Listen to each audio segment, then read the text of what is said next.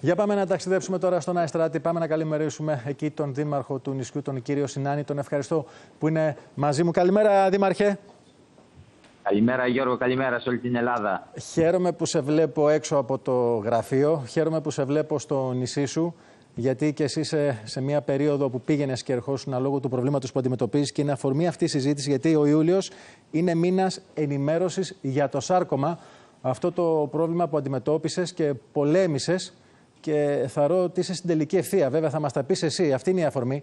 Για πες μας τώρα, πότε επέστρεψες στο νησί, πού βρισκόμαστε? Σωστά, και είναι μεγάλη χαρά σήμερα που είμαστε μαζί και μοιραζόμαστε έτσι λίγα λεπτά από την εκπομπή σου, και τυχαίνει σήμερα να είναι και οι πρώτες μου ώρες στο νησί μετά την επάνωδο από όλη αυτή την περιπέτεια που έζησα το τελευταίο εξάμηνο, που όπως καλά θυμόμαστε και πρώτος και εσύ μετέδωσες, από 6 Ιανουαρίου φτάσαμε σήμερα 15 Ιουλίου, όπου πλέον τελειώσαμε με τις χημειοθεραπείες, τις ακτινοθεραπείες, με την αφαίρεση του όγκου τριμήνου, και είμαστε εδώ να συζητήσουμε για το σάρκωμα και φυσικά να συζητήσουμε και για τον Αϊστράτη και για το καλοκαίρι και το πώς όλα είναι όλα θα τα ζωή. πούμε.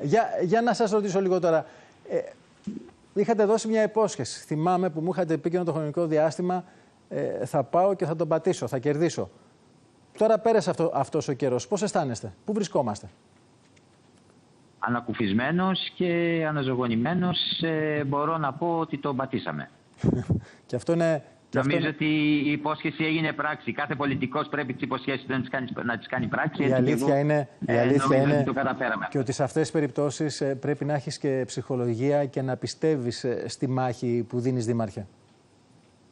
Να έχεις ψυχολογία και εσύ ο ίδιος, αλλά φυσικά και να έχεις και ψυχολογία μέσα από τη στήριξη του κόσμου. Και αυτή η στήριξη, δόξα τω Θεώ, την άντλησα σε πολύ μεγάλο βαθμό και από τους κατοίκους του Αϊστράτη, αλλά και από τον κόσμο όλης της Ελλάδας.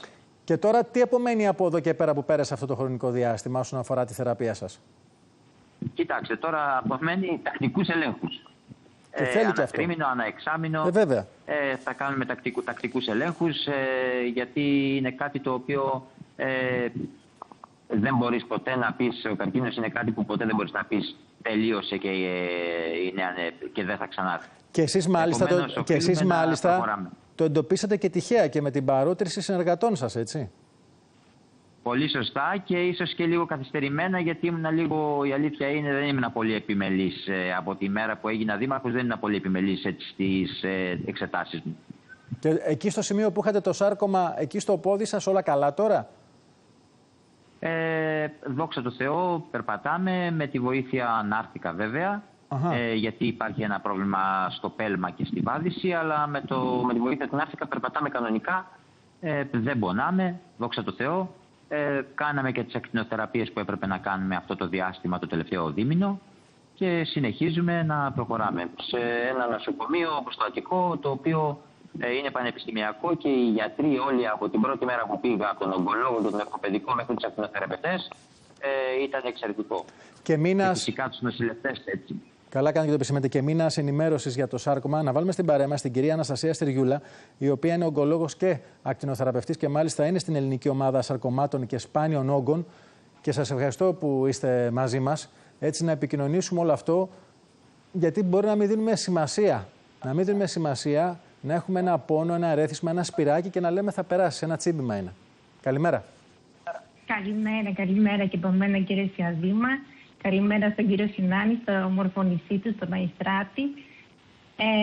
Και ευχαριστούμε πολύ για την δυνατότητα που μας δίνετε να πούμε κάποια πράγματα στον κόσμο για το σάρκωμα, γιατί η αλήθεια είναι ότι ενώ είναι και αυτός μία μορφή καρκίνου, δεν είναι τόσο γνωστή στον κόσμο, επειδή είναι περισσότερο σπάνια. Είναι περίπου το 1% όλων των κακοηθειών τα σαρκώματα. Επομένως ο κόσμος δεν τα γνωρίζει αρκετά, και πολλές φορές υποβιβάζει ένα σύμπτωμα που συνήθως είναι μία διόγκωση σε ένα άκρο του, σε ένα μέλος του. Τον μπερδεύει πολλές φορές με μία καλοήθεια που είναι τα λιπώματα, και αμελεί να το διερευνήσει όπως με τη σοβαρότητα που χρειάζεται. Τι μπορεί να δώσει ένα ερέθισμα στον οργανισμό, κάτι? Κοιτάξτε, συνήθως είναι ασυμπτωματικά και ανώδυνα και αυτός είναι και ένας λόγος που πολλοί ασθενείς αμελούν να επισκεφτούν έναν γιατρό.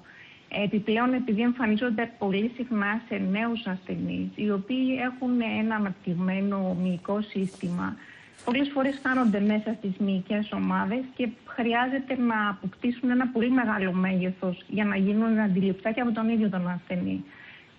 Δηλαδή, συνήθως ξεπερνούμε τα 10 εκατοστά όταν ο ασθενής φτάνει στον γιατρό.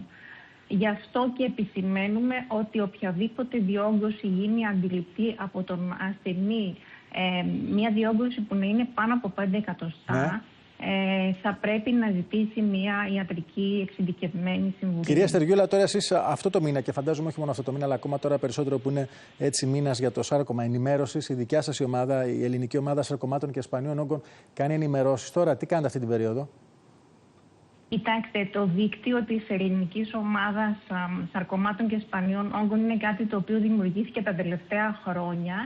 Είναι μια μη κερδοσκοπική επιστημονική ομάδα, στην οποία συμμετέχουν γιατροί πολλών ειδικοτήτων που εμπλέκονται στη διάγνωση και στη θεραπεία του σαρκώματος, όπως είναι οι χειρουργοί, οι παθολόγοι ογκολόγοι, οι ακτινοθεραπευτές, εξειδικευμένοι παθολογονατόμοι και ακτινολόγοι. Και εκτός από την ενημέρωση και την ευαισθητοποίηση του κοινού και των ασθενών και των συγγενών, έχει και ένα πολύ ζωτικό ρόλο στην εκπαίδευση των συναδέλφων, γιατί πολλοί συνάδελφοι δεν τα γνωρίζουν και εκείνοι τα σαρκώματα, δεδομένου ότι είναι πολύ σπάνια νόσο. Ακριβώς, και θέλει προσοχή. Ναι, και πολλές φορές δεν θα δουν και ποτέ σάρκωμα στην καριέρα τους.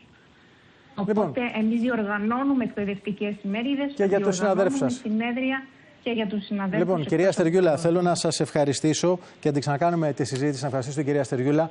Πάμε πάλι στον Αϊστράτη. Να πούμε τις καλημέρες μας εκεί στο Δήμαρχο. Με αυτή την όμορφη εικόνα θα κλείσουμε, Δήμαρχε. Εκεί βλέπουμε το λιμάνι στο νησί και βλέπω ότι έχεις επιστρέψει πίσω σταθερά, εκεί σε επάλξη, στα καθήκοντά σου, με χαμόγελο. Και έτσι θα κλείσουμε. Επιστρέψαμε, Γιώργο μου, και φυσικά είμαστε εδώ για να υποδεχτούμε όλο τον κόσμο στο φετινό καλοκαίρι και γιατί όχι να υποδεχτούμε και σένα. Ευχαριστώ, στο χρωστάω. Καλή συνέχεια. Τις καλημέρες μας στον Αϊστράτη.